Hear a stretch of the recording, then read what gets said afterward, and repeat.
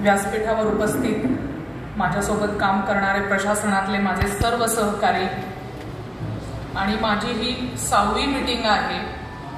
मी पहिल्या म्हणजे ह्या 6वी म्हणजे वेगवेगळ्या याच्यामध्ये विभागात मी आतापर्यंत मीटिंग्स घेतल्या गणपतीच्या। पहिल्यांदाच मला एवढा मोठा प्रतिसाद इथे दिसला। ते सगळे तुम्ही उपस्थित आहात पाचोराकर, तुमच्या सगळ्यांचं अभिनंदन की तुम्ही एवढ्या मोठ्या प्रमाणात इथे उपस्थित राहिलात। आता ते आम्ही बोलवलं म्हणून उपस्थित राहिलात की आप्पा इथे येणार आहेत म्हणून उपस्थित राहिलात हे मला माहित नाही। आणि मी माझ्या भाषणात बोलणारच होते कारण कुठल्याच मीटिंगमध्ये महिलाच नव्हत्या, तर इथे आमचे 30% इथे उपस्थित हे बघून मला खूप चांगलं वाटलं। पण ते बोलले नव्हते, पण शेवटी मॅडम बोलल्या म्हणून मला छान वाटलं की या निमित्ताने का असेना आम्हाला थोडंसं कुठेतरी प्रतिनिधित्व मिळतंय, बोलायचा चान्स मिळतं। तुम्ही बोलायला पाहिजे ॲक्च्युली। मला असं वाटलं होतं 2-3 जणी बोलतील काहीतरी, पण मॅडमने शेवटी बोलले।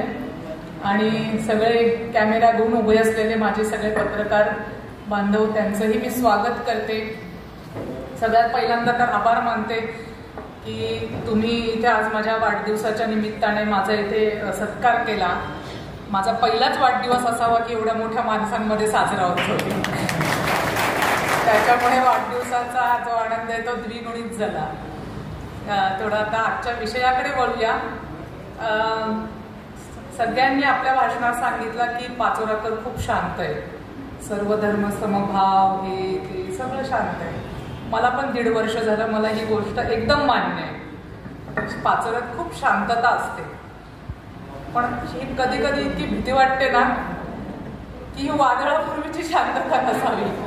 कारण पाचोराकर शांत राहतात आणि मध्येच फटाके फोडतात। मग असे फटाके फोडतात की मग आमची धावपळ होते। नुकतेच काही फटाके फुटलेले दिसले, त्याच्यामुळे थोडीशी भीती वाटते। म्हणून पाचोऱ्यात खरं तर मीटिंग घ्यायला मी आलेले आहे। पण नाही, खरंच समोरची लोक बघून लगेचच लक्षात येतं। पाचोऱ्याची कधीच चिंता नव्हती। गणपती आला, आप्पा आधी आम्हाला लहानपणी काय व्हायचं की गणपतीची आम्ही उत्सुकता म्हणजे खूप वाट बघायचो, जोपर्यंत कॉलेजला होतो, नोकरीत नव्हतो तोपर्यंत। पण आता एकदम चेंज झालंय। गणपती आला की ते 10 दिवस ना अशी धाकधूक राहते मनामध्ये की कधी एकदा संपेल। आणि जळगावमध्ये आल्यापासून तर जास्तच वाटायला लागले मला, कारण कधी रात्री आणि फोन पण असा रात्री आप्पा 1 वाजता येतो, 12 वाजता येतो की आता इथे लोक जमली आहेत। मग उठायचं, चोपड्याला पळायचं, जामनेरला पळायचं, कधी पहूरला पळायचं। पाचोराकरांनी अजून कधी रात्री बोलवलं नाहीये, पण अशी अपेक्षा व्यक्त करते की गणपती पाचोराकर शांतता ठेवतील, ते देतील। ही गोष्ट खरी आहे की जास्त गरज नसते, कारण सगळे सुज्ञ लोक आहात। मागच्या मीटिंगमध्ये पण खूप छान चर्चा झाली होती आपली। तुम्ही जो मागच्या वेळेस शब्द दिला होता त्याचप्रमाणे गणपती उत्सव अतिशय गणपती उत्सव नाही, 1-2 उत्सवांसाठी पण मी इथे आले होते, पण मला जाणवलं नाही आणि मी लगेचच निघून गेले। माझ्या मते 2-3 तर कृपा करून सगळ्यांनी जेवढे पण गणपती मंडळ आहेत त्यांनी कृपा करून रजिस्ट्रेशन आपलं न चुकता करून घ्या। हे तुमच्यासाठी चांगलं आहे, हे तुमच्यासाठी चांगलं आहे। कारण जर तुमचं नोंदणी असेल, रजिस्ट्रेशन असेल, तर मग त्याचे तुम्हाला फायदे पुढे मिळत राहतात। त्यामुळे कृपा करून रजिस्ट्रेशन करून घ्या। पोलीस स्टेशनला पण मला सूचना असेल की आपण 100% सर्व गणपती मंडळांचं रजिस्ट्रेशन हे होईल गणपती बसण्यापूर्वी, याची आपण खात्री करावी। दुसरं आहे की आपण तहसीलदार साहेब, सीओ साहेब सगळे बोलून एक खिडकी योजना जी आहे ती कार्यान्वित करा, म्हणजे प्रत्येक ठिकाणी वेगवेगळी परवानगी घेण्याची आवश्यकता नाही। तर सगळे प्रशासनातले जे आपले कोणी आहेत कर्मचारी ते एकाच ठिकाणी बसू देत आणि सगळ्यांना ज्या परवानग्या आहेत त्या एकाच ठिकाणी मिळतील, याची आपण खात्री करायची आहे। एक महत्त्वाची सूचना गणपतीच्या अगोदरची तुमच्यासाठी आहे। काही तक्रारी वगैरे आमच्याकडे प्राप्त होतात, अर्थात तुमच्याबद्दल नाहीये, पण सांगणं माझं काम आहे। कृपा करून वर्गणीसाठी कुणाला बळजबरी करू नका, कारण काय होतं मग तक्रारी प्राप्त झाल्या की आम्हाला मग त्याची दखल घ्यावी लागते। तर जो कोणी इच्छेने किंवा याच्याने देईल त्याप्रमाणे आपण हे करा. कृपा करून बळजबरी कुणाला आपण वर्गणीसाठी करू नये असं माझी सूचना राहील. या वर्षीपासून पवार साहेब अजून एक गोष्ट करा की एक मंडळ एक कर्मचारी हे आपल्याला पहिल्या दिवसापासून जर देता आलं म्हणजे प्रत्येक म्हणजे शक्य असेल तिथे किमान जे मोठी मंडळं आहेत आणि जी छोटी मंडळं आहेत त्यांना 3-4 मंडळ मिळून त्या एरियामध्ये एक कर्मचारी जर असा दिला कर्मचारी तर हा कर्मचारी पहिल्या दिवसापासून विसर्जनापर्यंत त्या मंडळासोबत राहील. त्याचा उद्देश हा की त्यांचं बॉन्डिंग तयार होईल आणि आपल्याला पण विसर्जनाच्या दिवशी फायदा होईल. तर आम्ही प्रयत्न करतो एक कर्मचारी किंवा एक होमगार्ड एका मंडळाला असं आम्ही हे करतो म्हणजे मग तुमचं आणि आमचं कम्युनिकेशन पण चांगलं राहील. दुसरं एक कुणीतरी हेल्पलाईन नंबरच्या संदर्भाने विषय मांडला. माझी अशी सूचना राहील की एक व्हॉट्सअप ग्रुप तयार करा या दरम्यानच्या काळामध्ये. व्हॉट्सअप ग्रुपमध्ये आपण सर्व प्रशासन आणि सर्व जे गणपती मंडळ आहेत ह्या पीस कमिटी हे आहेत ते की जेणेकरून त्यांच्या काही अडचणी असतील तर ते ह्या व्हॉट्सअप ग्रुपवर येतील आणि आपल्याला सोपं होईल. आणि दुसरी गोष्ट की काही जणांच्या चांगल्या संकल्पना असतील कोणी चांगले उपक्रम या दरम्यानच्या काळात जर करत असतील तर त्याचे फोटोज असतील हे असतील तर हे त्याच्यावर टाकतील. त्या निमित्ताने एखादा मंडळ चांगलं उपक्रम करत असतील तर ते सगळ्यांपर्यंत पोहोचेल आणि दुसऱ्यांना पण त्यातनं थोडीशी प्रेरणा मिळेल. तर ही एक गोष्ट करता आली तर करा की व्हॉट्सअप ग्रुप एक चांगला तयार करून घ्या. दुसरं आहे आगमनाच्या पण इकडे पद्धत आहे वाटतं की मिरवणुका वगैरे काढायच्या हे काढायच्या. काळजी घ्या आगमनाच्या हे पण काढताना. माझी नेहमीची एक सूचना असते ज्या काही वाहनातनं तुम्ही आणणार आहात त्या वाहनाची कृपा करून तपासणी करून घ्या. काही ठिकाणी आपल्याकडे उतार आहेत हे आहेत तर अशा ठिकाणी वाहन बंद पडून किंवा काही अपघात होऊन आपल्या ज्या दैवताचं नुकसान होऊ नये विटंबना होऊ नये याची काळजी घ्या आणि त्याच्यावरचा ड्रायव्हर कृपा करून चांगला घ्या.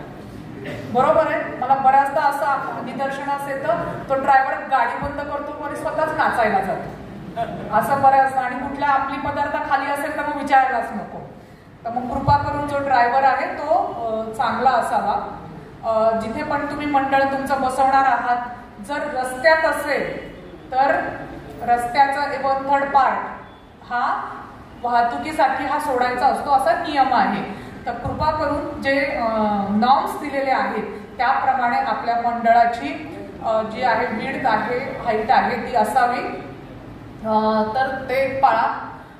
दुसरी गोष्ट आहे की MSBच्या साहेबांनी सांगितलं की रेग्युलर घ्या. माझ्या मते ह्या काळामध्ये कमी याच्यात पण आपण शिस्तीत चालते. बरोबर आहे.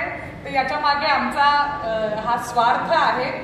तर कृपा करून महिलांचा सहभाग तुमच्या ज्या मिरवणुकीत आहे तो वाढवा.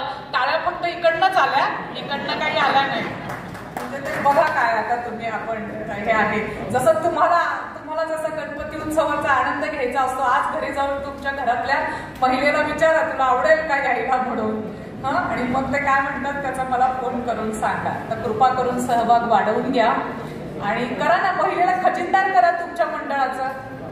बरोबर आहे. कुणाला मान्य केलं पाहिजे. किती जण मान्य खजिनदार किंवा काहीतरी मान्य केलं